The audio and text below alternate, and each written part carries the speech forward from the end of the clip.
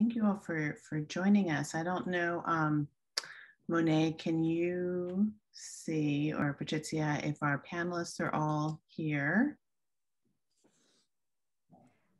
Yes, I believe everybody is here. Welcome. So great to see you all. Yes, we've got all our panelists here, and I know Monet will, after we do our welcome, we'll pin us all. Perfect, perfect. So I think we can go ahead and get started. Great, so I can kick us off. Just first of all, I want to welcome everybody. For those of you just joining us, we've had a great morning at our Equity and Graduate Education Summit. We had an opening and a session on cross-racial mentorship, and you're here now for the Wellness is an Equity Issue session. And I just want to start us off with a land acknowledgement. I want to take a moment to acknowledge the ancestral homelands of those who were here before and those who are still here. So the University of Washington and all of our institutions exist on Indigenous land, wherever you are zooming in from today. And in our time together, want to keep in mind the integrity of this territory, where area Native peoples identify as the Duwamish, Suquamish, Snoqualmie, and Puyallup, as well as the tribes of the Muckleshoot, Tulalip, other Coast Salish peoples and their descendants. We're grateful to live and work on these lands and to follow leadership from our community members who are Native and Indigenous, particularly those here from those named territories.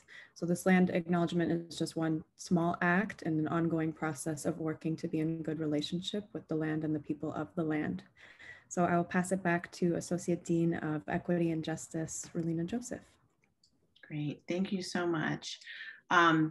And thank you to all of you all for being here today. Really excited about this. I'm excited about all these sessions, but I'm particularly excited about this session, Wellness is an Equity Issue. And I just wanted to let you know that the full bios of everyone are in the program. So I'm not going to go through the full bios, but I just wanted to briefly introduce the folks that you're going to be hearing from today. And Monet's going to be nicely pinning them, so you can choose speaker view if you'd like to be able to see the speakers as well. We will have the opportunity for questions and at the end. So you can, if you'd like to, during the session, you can populate the chat with questions, or you can raise your hands at the end as well and hold on to those questions. And as Patrycja has said, we are trying to keep a Twitter record of this. So if you are a tweeter, please tweet at Equity Justice. You'll see there's a little stream developing there. So we are going to hear today, our moderator is Patrycja Humienik, who is our office is the Office of Equity in Grad Programs, Equity and Inclusion Specialist. And our speakers today are Indigenous Wellness Research Institute and Social Work Professor Mike Spencer, and graduate student Kaleb Germinaro from the UW's Resilience Lab, as well as the College of Education, Aliyah Turner from the Sociology Department, and Danielle Brown from the Geography Department. So without further ado, I believe I am going to actually pass the mic over to Kaleb first, who is going to lead us in a wellness exercise. Cool, thanks, Dr. Joseph. So I put in the chat also the Native Land website, so folks who are not in the Seattle area can check and see whose land they're on, so you can learn about the folks who inhabit those areas.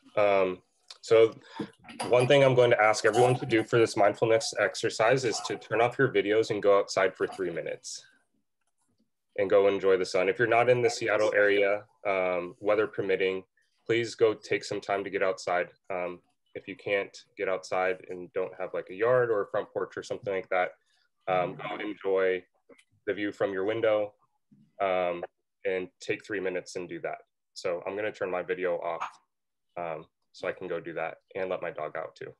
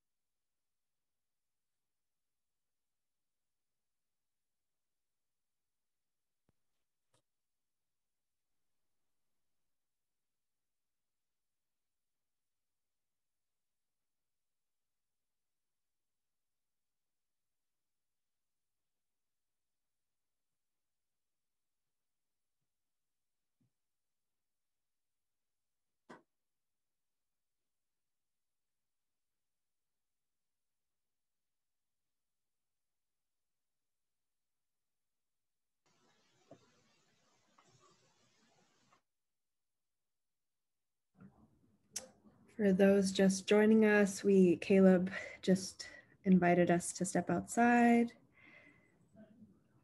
And Kaleb is prompting us to detail something that you noticed when you stepped outside or looked out the window in the chat. Feel free to drop that in the chat.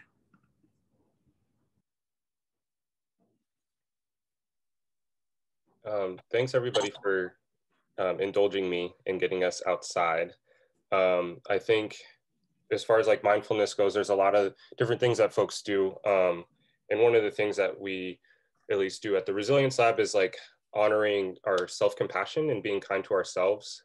So notice how much and thank your body, right? When you were outside, like, did you notice how your body was feeling, the stress that you're carrying, and thanking your body for all the things that it allows you to do, while also all the things that it carries for you so you can persist, right? So I just want to note that self-compassion and being kind to ourselves is something that we often are bad at. And the idea of self-compassion is extremely important in healing our bodies too. So, and I see the chat populating. So community and building community in some type of self-compassion and being kind to each other and ourselves is also extremely important. So just wanted to take the time to do that. Thank you, Kaleb, for grounding us with that. I'm loving seeing the chat fill up with some noticings from everybody. I have done the Be Real training before, and I would love for people who don't know about the Be Real program for you to tell us a bit about that, and also, you know, this exercise you just grounded us in, telling us a little bit more about why you think those kinds of grounding practices matter.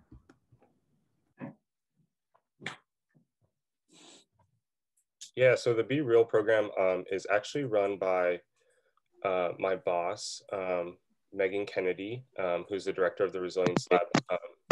And she runs that it's a 6-week program that meets for about an hour and a half a week. And it is made to essentially like enhance the focusing on like yourself and your abilities. Then and the goal is to like increase self-compassion, mindfulness, resilience, all those different types of things. And Dr. Joseph has been in the Be Real training, our most recent group. And I think the importance of this type of work is everybody deals with stress and trauma and things differently, right? And so everybody's mindfulness or resilience or the ways that they love themselves and care about themselves and others looks completely different. And so it's not a matter of just like learning about it, but learning about what it looks like for you. And I think that is one of the more difficult things that a lot of us go through, as far as finding out like what works for us, as far as how we take care of ourselves, how we take care of others, which is, I think, a little bit easier sometimes, because quite often we are much bigger critiques of ourselves than other people. And so I think that it's a talent and a skill set that is constantly learned and relearned over time as well. That's so great. I think we might circle back to some of this as our conversation goes on, and I see Monet put a link to the Resilience Lab in the chat. Maybe I'll open it up, move over to this question to Mike as well, and hearing about the center that you run as well, and strategies and resources that you advise for helping with student wellness, particularly BIPOC grads. If you can orient us in the work that you do, Michael, and connection to what Kaleb was just sharing.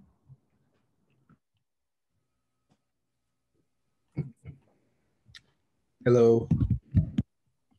Good morning, everyone. I just wanted to start off by saying aloha, good morning. My name is Mike Spencer. I'm a professor in social work, and I'm also the director of Native Hawaiian, Pacific Islander, and Oceanic Affairs at the Institute for Research on Indigenous Wellness.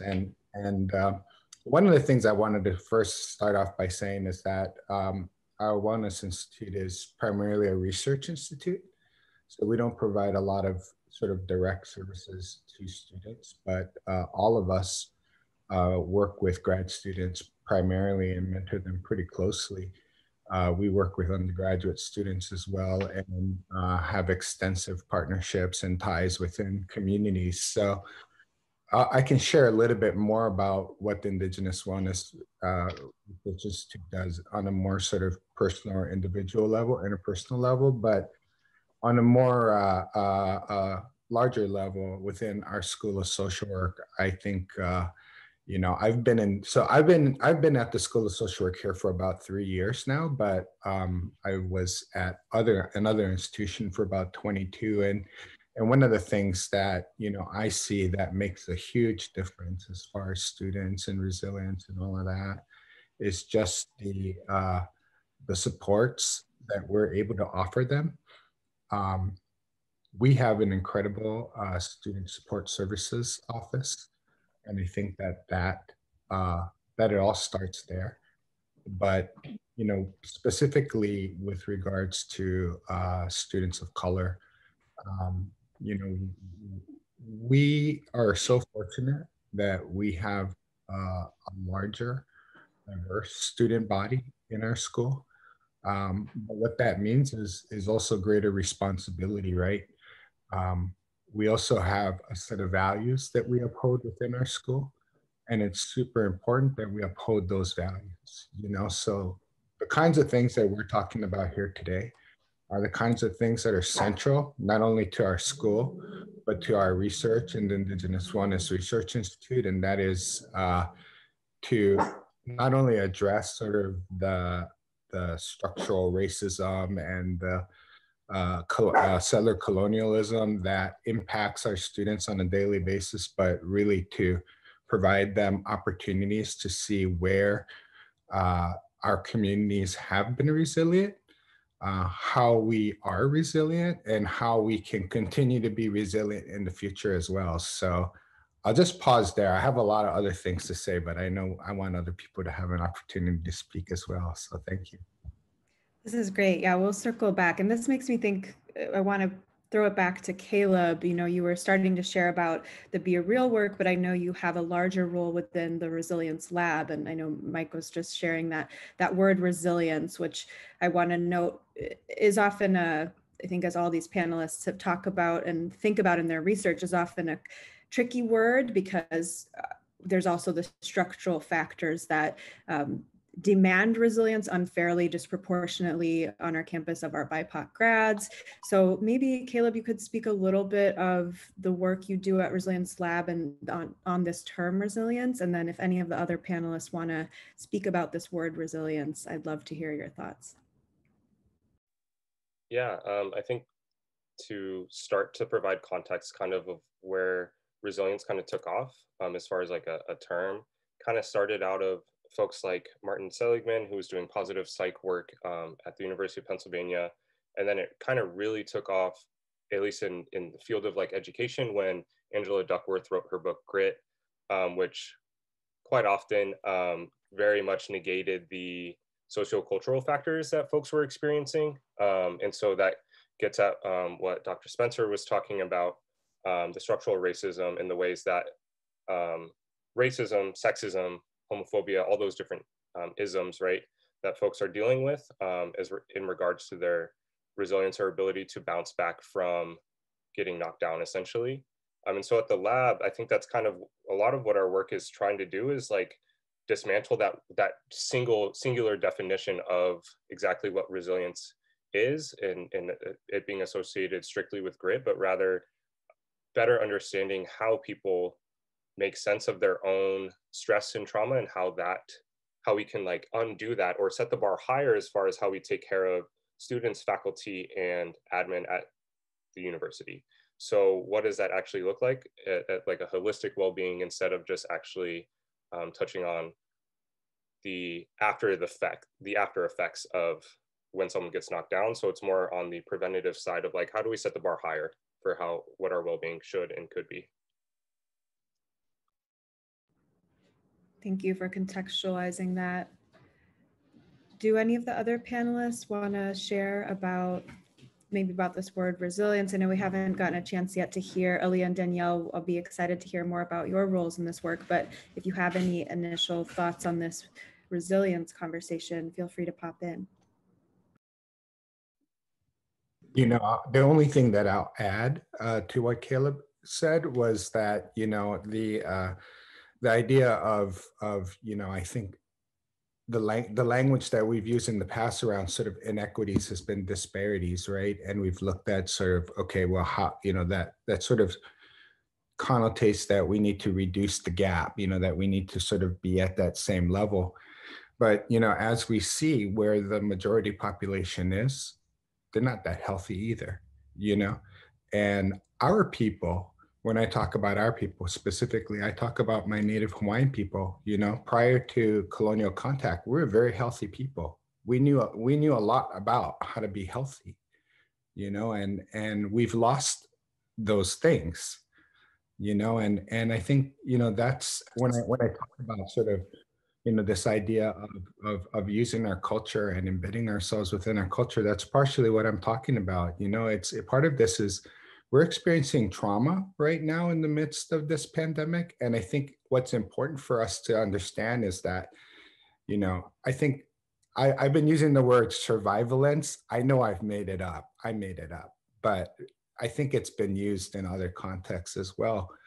And I think that, you know, we forget that that is resilience. You know, that too is resilience. Every day that we wake up, that we breathe, that we interact with the world, and we sometimes get knocked down, you know, and sometimes we get picked up, but that's part of being resilient every single day. And, you know, just recognizing that and remembering that we all come from resilient people, and that our communities have been absolutely resilient. And that, you know, like Kaleb said, our job now is to uplift and go beyond, you know, let's go beyond closing the gap. Let's like shoot for even higher excellence, because that's what our people always shot for.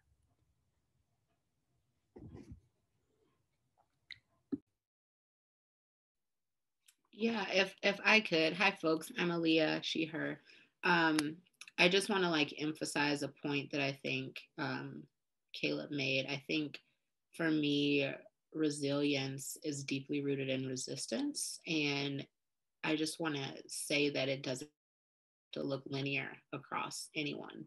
I think often when we think of resilience, when we think of resistance, we think of, you know, how well are we agitating? How well are we fighting? How well are we deploying resources and advocating and constantly fighting the good fight? And I think more often than not, especially these days where we still have twin pandemics, where we still have state-sanctioned violence, where Black and brown folks are still being killed by the state and accosted on the streets and in schools. And we have a national health crisis and a vaccine that is just now becoming a little bit more accessible.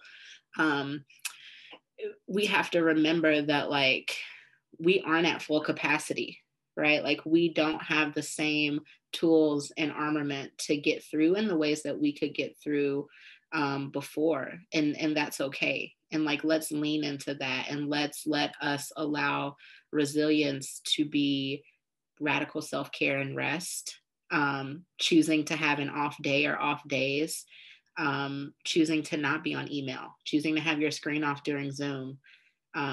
So just kind of reframing how we're thinking about resilience, I think is really important for me these days and really good on my mental health, and allowing myself grace when I don't feel like my resilience is necessarily leading to like structural changes that I want to see, but still are helping my health and helping me make it to another day and get through, and fight a little bit harder as I move forward and be a little bit more encouraged to get through and be sustained in those efforts, I think has everything to do with your resilience. And just know that like, it may not fit the mold of what it has in the past. It may take a different shape, but you are doing it, you know, each and every day that you claim as your own, regardless of what you do that day is your resistance. So that's just what it means to me, and how I've been thinking about it in this moment that we're in.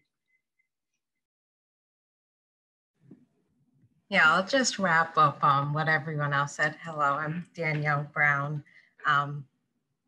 It's very nice to be on a panel one with two people I know so well, Aliyah and Kaleb, and it's nice to meet you, Michael Spencer. Me and Aliyah, we've talked a lot over the past year about this idea of, I think resilience, self-compassion as a Black woman. And I would definitely say, I think one of the ways in which I've rethought a lot this idea of resilience over the past year is actually really centering this idea that my strength is in my weakness and knowing where my weaknesses lie. And I think that for me, like Aliyah said, so much my resilience these past few months have actually been in really centering that my humanity is not solely based in my strength. I think Black and brown communities are people, you know, we continually go back to we're a strong people, and I think that is great, but I think then it doesn't give you the ability to have faults and weaknesses and insecurities. And I think this past year has really shown me that that's actually the parts of myself that I have to work on the most. It's not me being able to stand up for myself, or like Michelle spoke so wonderfully about in the first panel, this idea of like, as Black and brown individuals being able to talk about race. Like those aren't always our issues. Sometimes I think it's about stepping back and realizing that it's not always my day to fight. And sometimes, it's my day to take care of myself and get myself to a place where I can fight for others. But first, it's about focusing on myself and my mental health. I really appreciate the connections. I was taking some notes between what you all were saying, you know, Kaleb, about sort of raising the bar of what wellness means, and that fragment from Mike I popped into the chat about every day we interact in the world. Two, that is resilience, Aliyah's framing of radical self-care and rest, and just acknowledging the pandemic, the dual pandemics that we're in, and this note from Danielle about centering that my humanity is not solely based in my strength. I'm really loving the connections between these.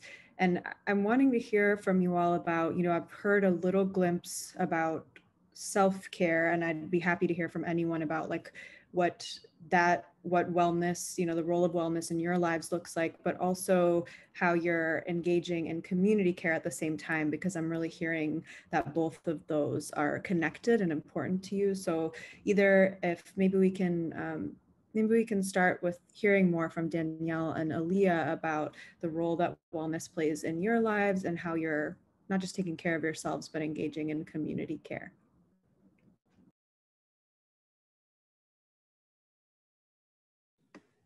Yeah, I can start off. I would say, well, first, definitely last year was my first year as a master's student at UW and being located in Seattle, which is heavily white. It was very difficult. Last summer, I found it interesting. And when we talk about wellness as an equity issue, I really realized the difference when I came back to school this past year. And I was talking to some other grad students about their experiences during the summer. And not that they didn't have various experiences themselves, but there was a lot of talks about road trips and good times. And when it came to me, I was like, I was in bed. Like I was sad, I was crying, I was mourning. And one thing I realized is that I am in a relationship with a white man. And when this summer hit, I realized that, no one person can fulfill all of the care I need. And that I needed to more of go to other communities to get that care I needed that, quite frankly, my boyfriend just could not give me because he couldn't understand my experiences. And so I think I found that a lot in fellow women like Aliyah, who we showed community care by just being there for one another and not putting the pressure to talk all the time, but really we just sat like every few weeks, like I send you strength, I send you love. And I know we've talked before about how it was really nice to not have that pressure to always show up, but just to know that you were on someone's mind. And I would also say I found a lot of community and some advocacy work on campus, where I got to know Kaleb, and just really also finding like my poetry side. I got into poetry and painting. And I think I showed up for my community in that way. I did a Black Joy Festival in September last year. And for me, that was really, I don't know, when I talk about showing up for my community in terms of taking care of myself first, but knowing when I do have the ability to step up for others. And realizing that I think so much I've learned that you're told so much that you lack value and worth and you don't have something to say. And so really with my poetry, it's really been nice to be able to connect with my community in that way and just share about the Black experience. Yeah, has been very fulfilling for me this past year. Yeah, and thank you for that, Danielle. I was about to like shout out your poetry as well if you didn't bring it up, because it's dope. And follow her on Instagram. You should totally like drop your Instagram, Twitter handles. But for me, I think within this past year, something that has been grounding has been really, quite frankly, teaching. It's been a moment of not only being in academia and thinking about my labor being extracted from me, but like creating and curating a space as a facilitator that is simultaneously learning from my students and changing what academia has felt like to me as a Black woman for those students. And that has been really gratifying, because change always feels like something that is so slow to come by. And sometimes it's exhausting being in the world and thinking about the way the world is, but like really having moments where like, me and my students can like talk about what's really affecting them. And it doesn't necessarily have to be statistically significant or represented in the literature to matter. Just holding space for them to explore their lives and their experiences, and to come closer to feeling a little bit more seen and heard than they had been, and had recognized that they hadn't been within other courses that they were taking at UW, which, to Danielle's point, like it is a very white space. It is a space of privilege. And I think it's easy to become a part of that exclusionary bubble and not think about how the world is operating outside of that and push back against the privilege that we all occupy by virtue of being students or affiliates or employees of this university, of this institution. So I'm always grateful when we can ground ourselves with a meditative activity or a land acknowledgement or something that humbles us by virtue of that. So teaching has been such a huge thing for me, because in that teaching is so much learning and unlearning for me, which I always say, like, unlearning is some of the most transformational learning that has to happen, regardless of if you're in a formal school or you're like learning with family or in community, like unlearning needs to happen.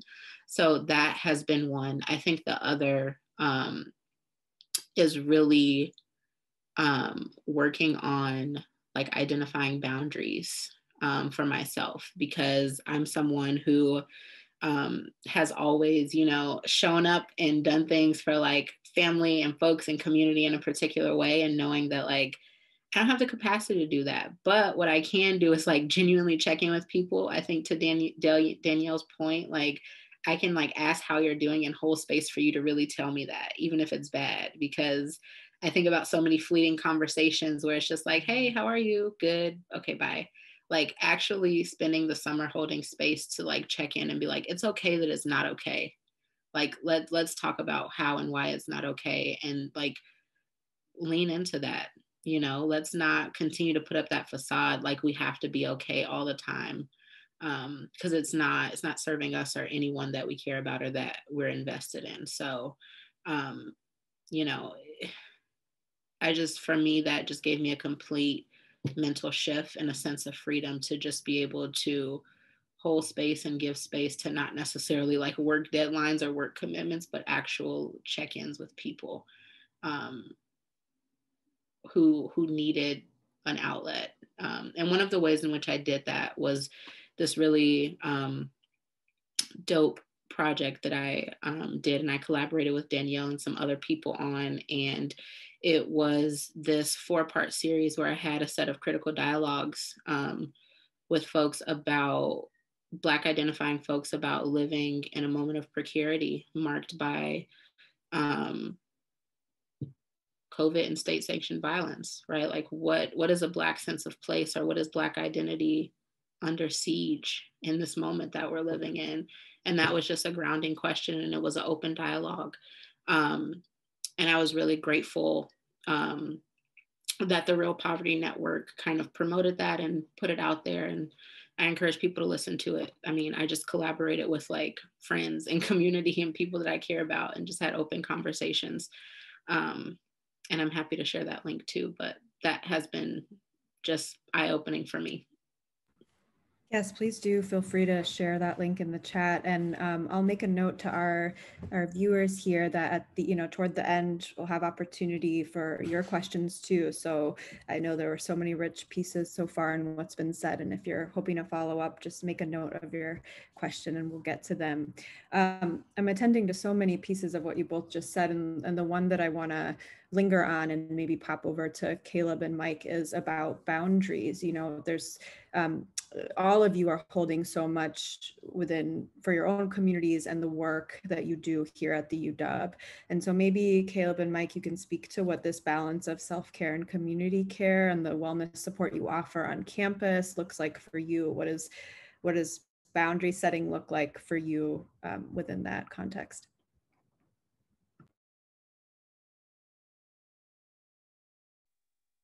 I'm going to be frank, like I'm trash at my boundaries. I'm like really, really bad. And I don't want to sit here and act like I'm good at it. I'm trying, but I'm really, really bad at it. Because I'm like the person who's like, somebody asked me to do something, I'm like, hell yeah, cool. Like the work's getting done. I have energy right now. And then like the day comes and I'm like, I don't really have energy. And so it's hard to say no at times for me. And I'm learning that that's something that is like one of my favorite qualities about myself and also one of my least favorite. And so I think like just being aware of that is maybe like where my boundary setting journey has like started. And so like learning how to take care of myself in that way. I think having friends that like boundary set, just like learning how they do that and saying no to things is really helpful. And also I think the way that I show like love and care for folks is like by caring for them, and providing time, which I think a lot of folks may do. And so I think that part of it is also fulfilling for me. So ensuring that I put that first if I'm going to do anything, right? Instead of like just doing work, it's rather like, okay, this is something that I enjoy doing and like gives back to me. So for example, I coach high school football here, and we've been having our season this year and haven't had any COVID scares or nothing, which has been really nice.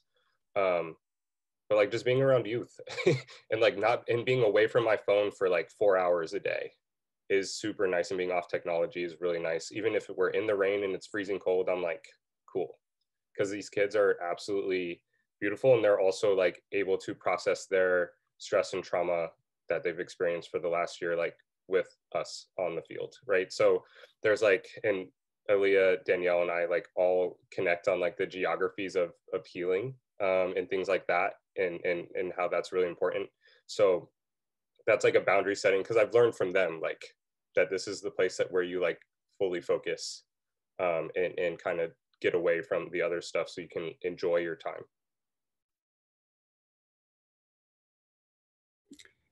I'll just, you know, Kaleb, I'm terrible at it too. I think that's why I was hesitant in jumping in first. So I'm glad that you said that, you know, and I agree that it is a lifetime of work, you know, to learn how to say no. And I think any opportunity you can, you know, take to learn how to do that better is great, you know, and you know, I don't think that it's actually, you know, a coincidence that we have difficulty saying no.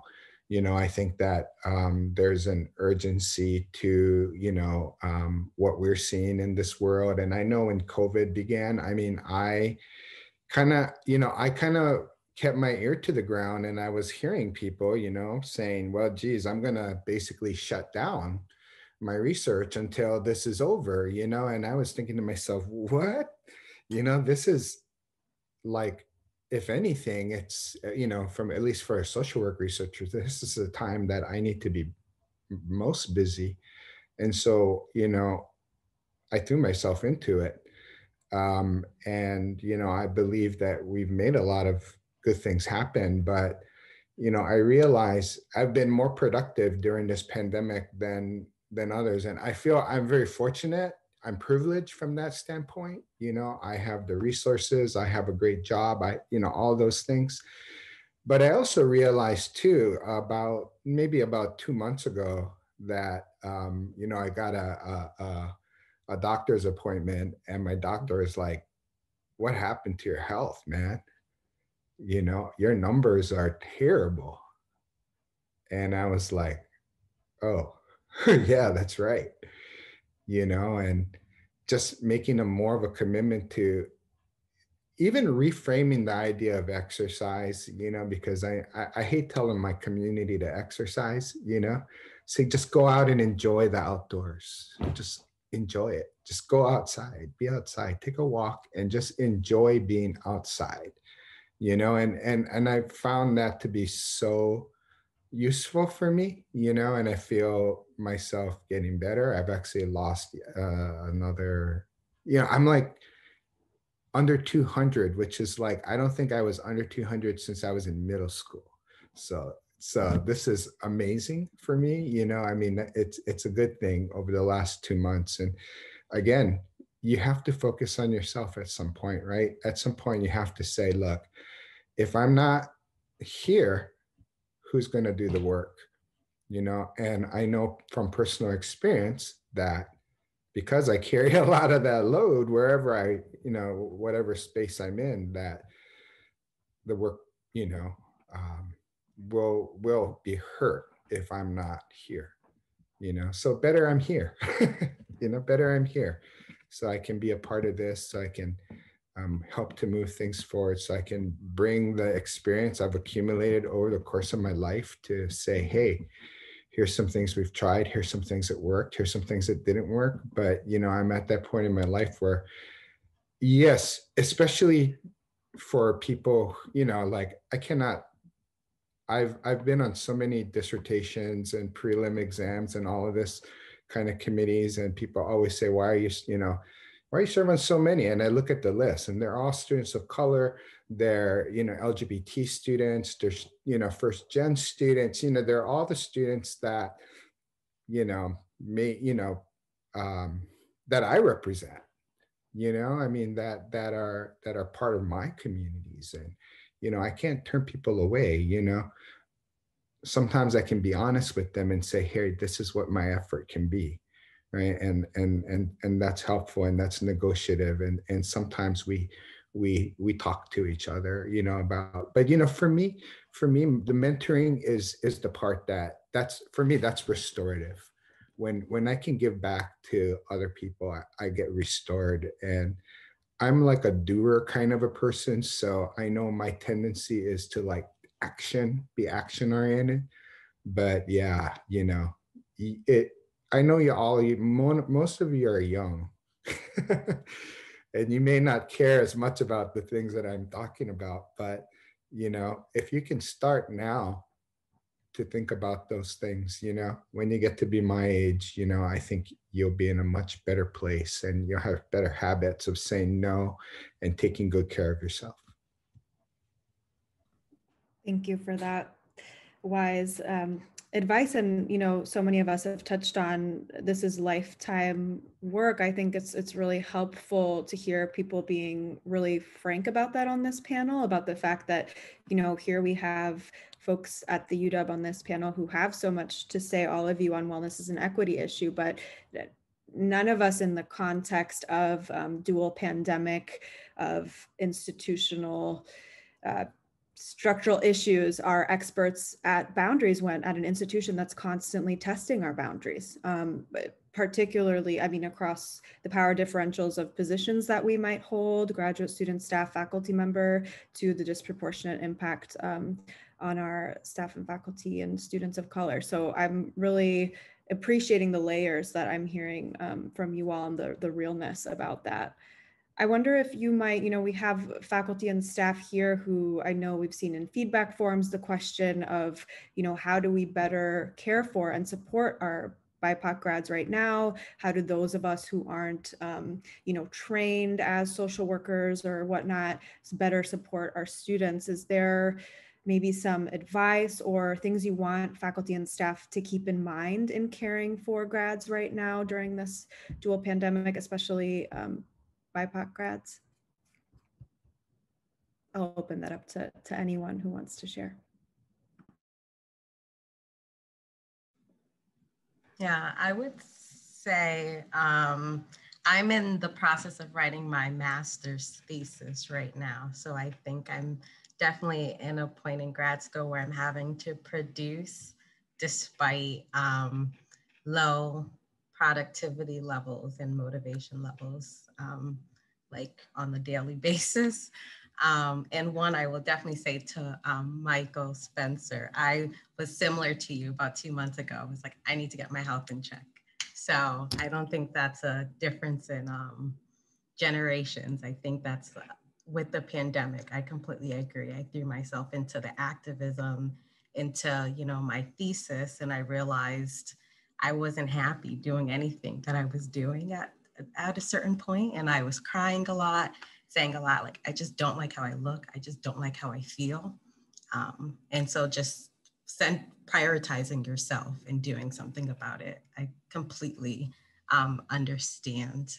And then I would just say, in terms of I think that connects with my response to this question about what can faculty and staff do more for BIPOC grad students. I would say it's show up in the sense of showing that you understand that we are going through burdens.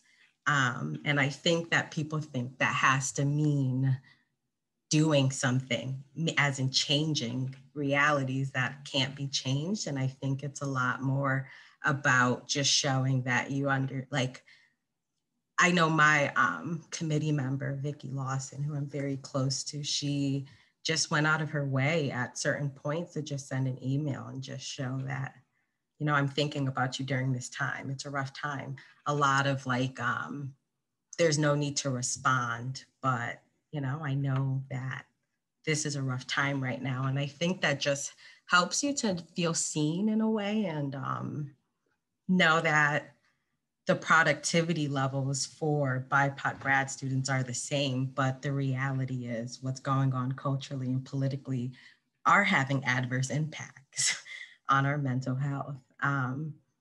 And I would definitely say something I'm going through right now is just this idea of, once again, what does showing up mean? And as grad students, a lot of the grad experience is supposed to be, you know, seeing one another in joint study halls, passing each other in the hallways. And you also get, you know, time with your, I think, staff advisors in a different way where you get more feedback, even if it's not, this is really practical right now because I'm in thesis time. There's not a lot of just those kind of organic conversation spaces to kind of get feedback on your work, feedback on just generally contexts of, I don't know, grad school theory. I remember like, I didn't realize interview questions could go in the appendix, you know, like just simple things. I think it'd be nice to like open up more spaces of just giving advice to grad students during this time, I think would be helpful.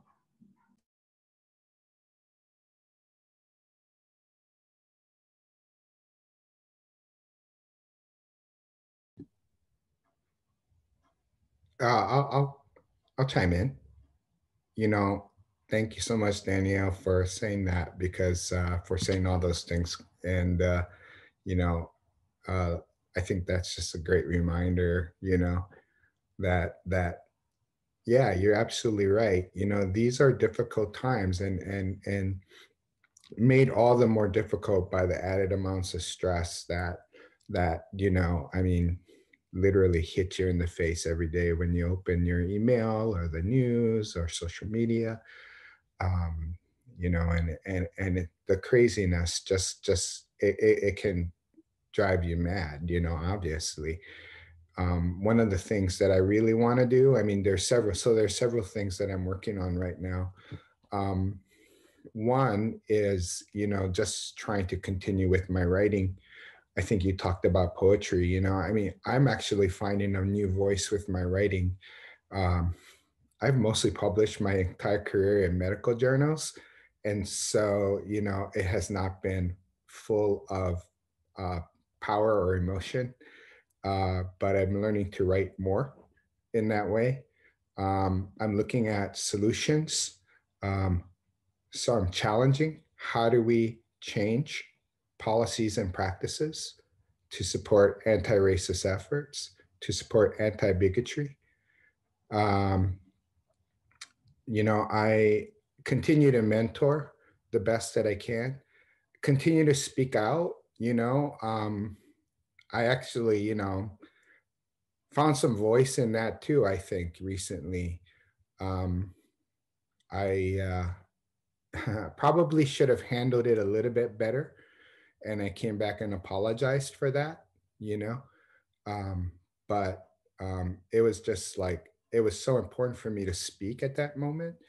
And you know, it's not always easy for me, even with after all these years, to do it, you know. And so I want to model that for my students as well, to show them what it means to be there for someone, you know, even if that means that a relationship with a colleague might need to be repaired later. The other thing too, we've been doing a better job with checking in on Zoom. And I think that, you know, debriefing is also important too. You know, I think that we sometimes forget to debrief, and we rush, you know, we spend a lot of front end time, but then we kind of rush through the back end. And, you know, I think debriefing is always good. I think even debriefing our days are good, you know, because so much of it, like you say, you know, there's only so much support one can get from their partner before that runs very, very low. And perhaps even in a dysfunctional kind of way. And then the last thing that I want, well, two things. One, and this is a request for all of you out there. One is, this quarter, I really want to jump into doing a survey of BIPOC students. I'm hoping to get not only Seattle campuses, but also community colleges to look at mental health, but obviously not just mental health, but sources of resilience as well, both culturally, emotionally, community-wise, so those kinds of things. So, that's one of the things that I want to do is give special attention to this, because I know for myself, and I hear from others, that this has been difficult. I also know reentry is going to be difficult. I don't think that we can underestimate that. When the pandemic ends, this trauma will end. It will not end. It hasn't ended for me in a long, long time. I don't anticipate this will, the vaccine will end the trauma that we experience. And so reentry, I think, is important. I think recognizing that in many ways, we've created a new environment for people of color through Zoom, and in some ways, a safer environment for us. And re-entry and the reality of going back to a predominantly white institution with predominantly white values that supports a larger system of structural oppression, it's going to be difficult. It's going to be difficult. So the extent to which we can harness that energy towards solutions, not only from other BIPOC communities, but from the woke, that's a bad word I hear nowadays, being woke, but to those people who have come to the realization over this past year that, yeah, damn, this world's a bit messed up. It's time to enlist them as allies and have them carry some of the weight, and to look at how their practices have impacted, BIPOC populations. So I don't know. Again, I got to balance this all out with self-care, but this is, I think it's urgent. I'm excited to hear from the remaining panelists on this too. And I just, want to note a few things that have been said that feel really pertinent to our conversation, that it both the trauma of the current moment and that returning will be difficult, and also that during this time boundaries have been eroded between our home and our work. And all of you have spoken to the difficulty of saying no. I think this moment has sometimes made it even harder when we're supposedly available all the time. So I really loved Kaleb's point earlier about finding a moment that maybe you can be away from your phone, how challenging that can feel though in our current context. I just want to name that this session feels so rich for raising all of those concerns. And maybe the remainder of you, if there's anything else you want to add to sort of this closing advice, considerations, conversations for our faculty and staff before I open it up to the questions I see in the chat. I'm just going to be quick, just to touch on what I put in the chat. It's the Wellbeing for Life and Learning handbook that we put together at the Resilience Lab, and it's built for faculty to learn about how to take care of their students better. So that's a resource that we put together. So it's public access too, so it's there. Yeah, thank you for sharing that resource, Kaleb, and thank you to Michael and Danielle for your comments. I think I just want to underline something that you both said that's really important for me in this moment.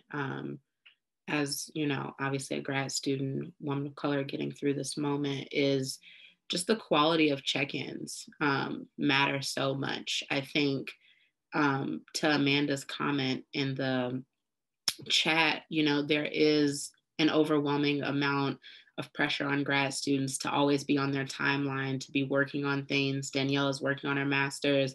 I'm trying to get a prospectus done. It's always something that is pulling us in multiple directions. And I think this moment that we're living through, I felt the most disconnected from those things. Like I know the significance of my work. I know it's grounded in community. I know it's important, but there has just been not only a lack of motivation, but just so many other pressing things that are happening in the world that are life and death. I don't want to say feel like life and death, they are life and death, that have just pulled me completely away from that, coupled with, you know, my own increased personal responsibilities as a caretaker for my father now, my own health and trying to manage health concerns and complications, trying to be a good partner, right? Raising a rambunctious dog, all of, you know, like all of these things that I've been prioritizing more and leaning more into because they feel safe and they're my comfort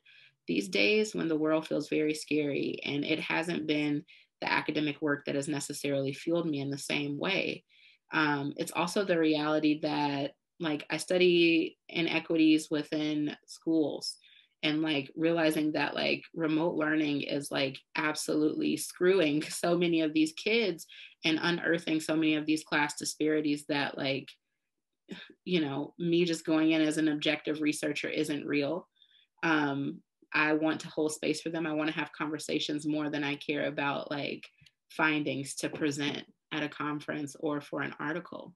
And so how can, you know, faculty help in this moment? I think ask us how we're doing and mean it, and realize that our timelines aren't going to look the same pre, you know, pandemic or pre whatever we're battling and going through that's intensified by the pandemic.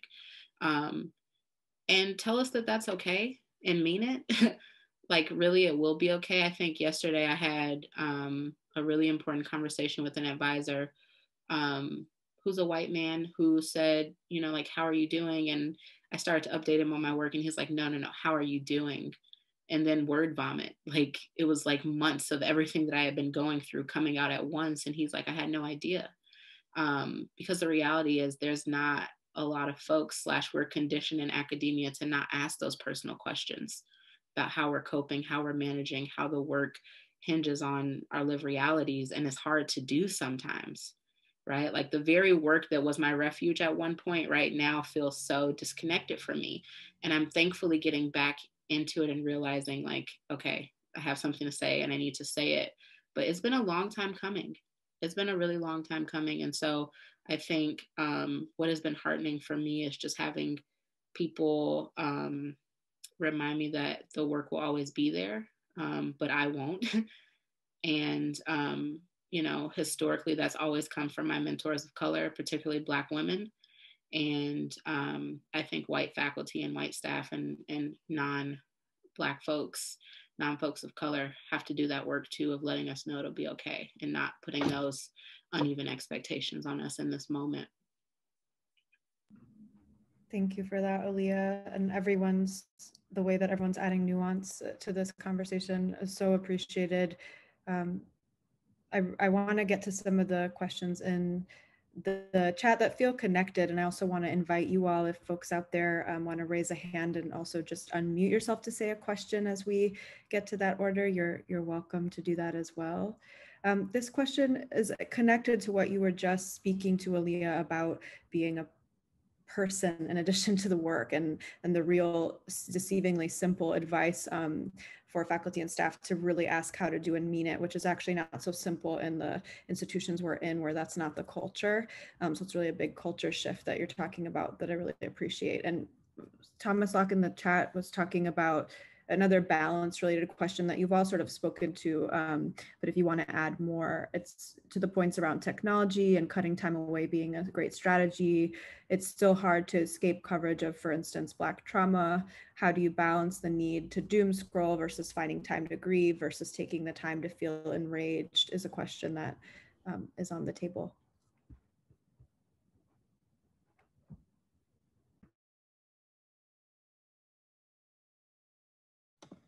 Well, I would say that my mental health has gotten a lot better since I've limited my doom scrolling.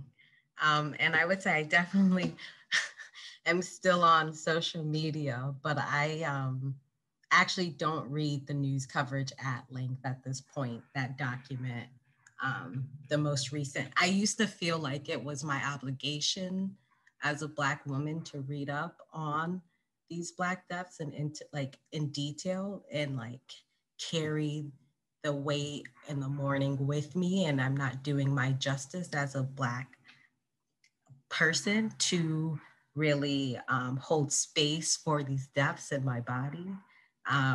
But I realized that that's not my obligation, and I still mourn without having to know every single intricate detail of what took place. And so for me, I've definitely tried to limit. I think I still like to know kind of like the general name, general gist, but I definitely don't do I don't open up articles, basically.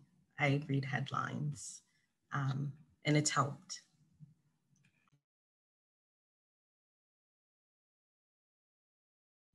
I think similarly, just to add really quick, I haven't watched a lot of the movies or media that's come out that's like, you know, celebrating Black folks, like the movie on Fred Hampton. I'm like, yo, I read about him. Like, I know he dies. Like, or Lovecraft Country, which I've heard is great, but I just don't have the capacity for it because it's like, yo, it's real. Like, I've been in situations, like the whole first episode. And so I just go and watch Black Panther, I'm gonna be honest. And things like that. So I try and feel like balance with what's actually going on with like some joy. That's very regularly happening as well, to hold space for that too.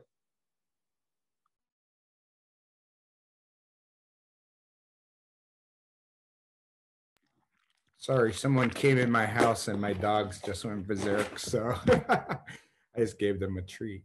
I just so appreciate what has already been said here, and you know, I don't really have a whole lot to add except that you know, I think absolutely, you know, I mean, we just have to take things day to day and acknowledge the great things that we do on a daily basis, and you know, try to stay up on what's going on, but you know, not get ourselves too overwhelmed, because that is a wormhole.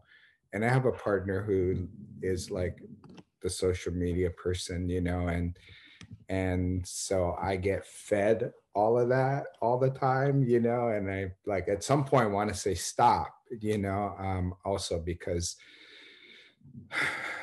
you know, I feel that, well, I would want to disclose that she's also someone who is white, and you know, I'm like, I have to be compassionate to her because she wants to learn, she wants to grow, and I'm like, stop race-splaining me, you know. I mean, I'm just like, I study this. This is what I have to deal with on a daily, you know, and I don't want to hear more when I'm relaxing in bed. So yeah, turning it on, turning it off, and always working towards solutions. That's the way that I look at it. You know, just always work towards if it's a problem, okay, great.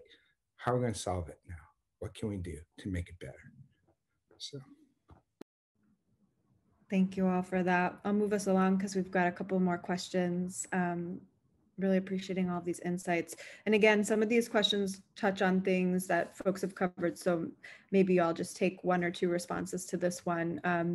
Amanda said in the chat that she thinks some of what Danielle said addressed this. I feel like the question around personal action around boundaries is so difficult in the academic world when so much is expected of grad students. I'm wondering what kind of structural changes faculty and staff can be advocating for to make room for people to actually be able to set boundaries, take care of themselves without it negatively impacting them academically and professionally.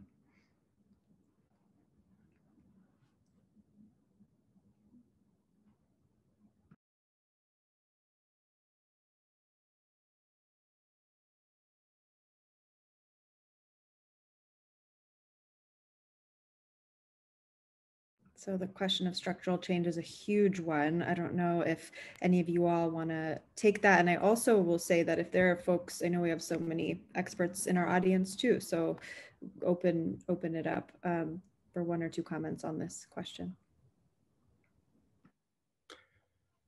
You know, I just want to go back to, I put something in the chat about, you know, saying no means different things to different people, you know, and also the kind of labor that we're asked to do, you know, I constantly have, female colleagues, for example, coming up to me saying, oh yeah, guess what? The department chair asked me to do, plan such and such party for somebody's retirement, and I'm thinking to myself, this is the kind of everyday type of oppression that people deal with. And so, understanding what labor we're being asked to do as well, and what we're saying yes to and what we're saying no to. Like I said, there's certain things I can't say no to, I just can't. I'm not going to say no to those individuals, because I know if it's not for me, I don't know where those people would go, but in all other cases, saying no is a good idea. But yeah, it's so hard because I've really, many of us build our careers off of saying yes and being that person who will say yes, and being that responsible, colonized person who will do what is being asked of them, So, it's real. I just don't want to say, I have a solution, we have a solution. It's real, it's structural. It's not you, it's not me, it's not us as an individual, it's not a personal fault that we have. It's something that is part of the air we breathe as well. So just acknowledging that. Yeah, I will answer this question. I think Kaleb and Michael made a really good point. They both talked about just the idea of our university experiences may look differently. So for example, many of the other people in my department chose to present at the AAG, the American Association for Geographers Conference last week. I did not. I knew months ago that I would not be in the headspace to want to present. And that is my journey looking different. But, this is on my plate this week. And so this idea of what is important to me, what I prioritize, looking different and not seeing that as less value than me presenting at this academic conference and sharing, what some of my research is, but speaking with you all here and recentering myself and my wellness and my community wellness, and hopefully being a part of a transformative conversation for many faculty and staff. So I think definitely knowing that our experiences and what we prioritize may look different and supporting that. And I think that goes with, I've heard from so many, it's so sad, graduate students of color, and particularly Black women of color, that they don't feel supported in their work, in the theories they want to use. And I think that is a very I was trying to think with this question because structural is big stuff. But I think something really tangible is supporting if your student wants to do a radical project or use radical theories or use different multimedia. I feel really supported that I chose my research is on a Black sense of place and Black placemaking in my hometown. And I've chosen to center, largely Black scholars and women scholars and decolonial theorists, and having that support from my committee member and advisor, because I was really hesitant, and is this okay? I hear so much that there's this push to, center hegemonic canons, and having the ability to, have my whole piece really the foundation using Black theorists, I feel so good about. I'm able to use some of my poetry in my thesis. They've supported me expressing the Black experience in other ways than just through traditional academic, writing. And if anything said, it's good for you to use some of your poetry because it shows a part of the Black experience that you can't, put into words within maybe traditional writing. So I think there are ways that I get the academic job market part, and there are certain experiences that grad students need to have to better have a good package. But I also would say, listen to your grad student if they say that they want to do transformative work that pushes boundaries. We've heard some really fantastic tips, strategies. I know that we're running close to time and I want to be able to pass it back to Associate Dean Merlina Joseph, but I just want to say a big thanks to our panelists. This has been really rich. I know we could keep talking with you for hours. There's so much more I want to ask you about, but I want to thank you for everything you've already offered and the amazing work you're doing. And to everyone here today, thank you for, I've seen some great comments and questions in the chat. Apologies that we didn't get to all of them, but we will save the chat and check them out after. So I want to give my thanks, and I'll pass the mic back to Dr. Merlina Joseph. Thank you so much. And thank you all for this really incredible conversation. I feel like I learned so much, and I need to sit with these lessons because some of these things I know, and I've had the privilege of listening to Aliyah, listening to Danielle, listening to Kaleb, but I need to believe them, and I need to center my health in the way that you all are doing in really beautiful ways. So thank you all so much. We are trying to model out wellness as an equity issue by actually stopping our conference today. So we didn't want to bombard everyone in this moment when we know that Zoom is exhausting us. So we will pick back up the threads ones tomorrow afternoon. I'll put the clothes in here too. Sapna, can you pause? There you go. Okay, thank you. So we're going to pick back up tomorrow afternoon, and we'll have